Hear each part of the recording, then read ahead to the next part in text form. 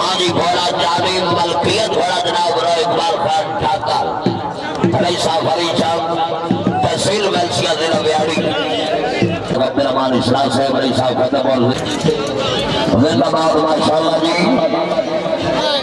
मलक रहमान इस्लाम साहब अपने घोड़े तो खुश हो गए मैं सबरो मौला 500 रुपया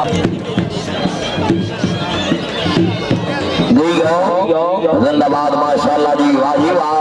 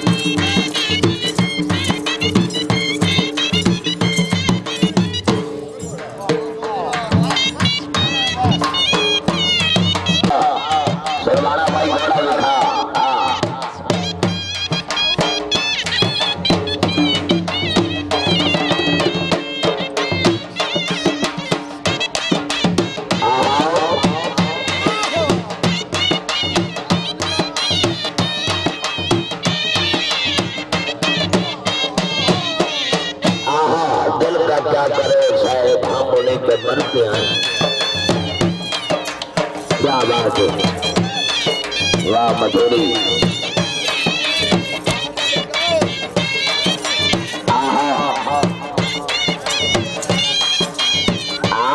गाड़ी लाने बड़े भी घोड़े हाथ मारना भाव भी गुना है ये जानवर है